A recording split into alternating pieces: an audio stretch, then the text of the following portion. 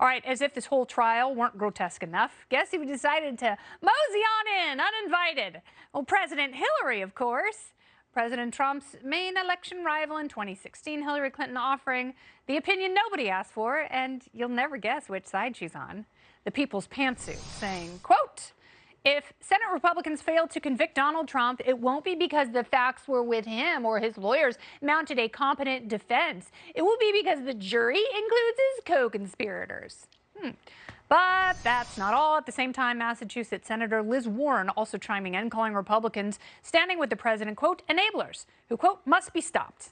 But the Republicans are not laying down for now. California Congressman Devin Nunes today suggested the GOP could impeach President Biden. Yay. If they retake the House in 2022, so are we being set up for a political impeachment every few years? And what does that mean for the future of our federal government? And when is Hillary Clinton going to go away? Good Lord, just go back into the woods, sister. Let's meet tonight's party panel and talk about it. We've got conservative strategist and Right Turn Strategies president Chris Barron is here, along with Reason Magazine and Reason.com editor-in-chief Katherine Mangu-Ward, and Democrat strategist, radio host, and Fox News contributor, California's very own Leslie Marshall. Welcome, everyone. Hey, Kathy. Hey. So, Chris, I will start with you. I think that these senators have been disturbed by a lot of the footage that they have seen. Many of them were re-traumatized. They were scared for their lives. I don't know that seeing what the House impeachment managers have put together necessarily rises to what they feel are high crimes and misdemeanors, and therefore I don't know if it's going to change enough votes. So having said that, if you were consuming all of this information rationally, does that make you a co-conspirator if you don't convict the president? Well, I mean, apparently by voting for Trump, I'm a co-conspirator. I mean, look, the Democrats have made it clear that this isn't even about Trump. I mean, they admitted it on the floor of the Senate today. They said they're not worried about Trump ever winning the presidency again. What they're worried about is they're worried about the 75 million people who actually voted for Trump.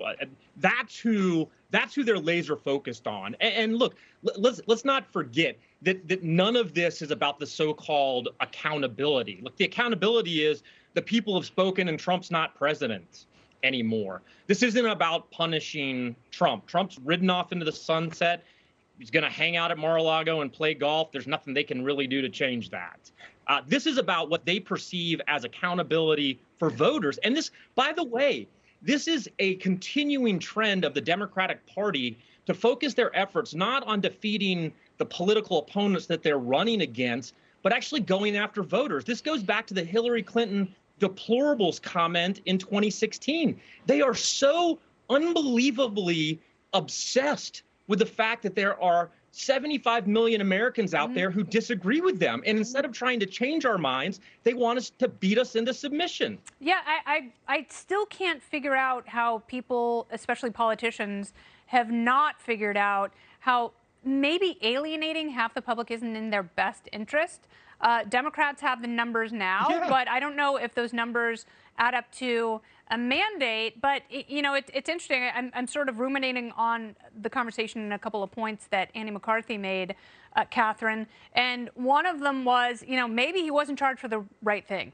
So the fact that the president kind of sat on his hands while all of this was going on, and, you know, you're watching this unfold, having no idea where it's going to go and how bad this is going to get. Is that the biggest issue here for you?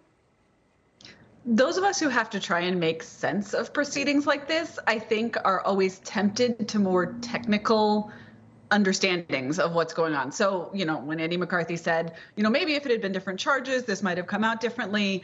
I'm very sympathetic to that. I do think, though, correct, that this is ultimately political. And it's really not only a political proceeding, it's political theater. Yeah. This was always going to be partisan. And while the impeachment takes the form of a trial, it's sort of LARPing. It's like play acting a trial in so many ways. And so I think that the specific charges actually don't matter that much. This is a referendum on the politics of Trump after he is already out the door. And we kind of know how that's going to come out.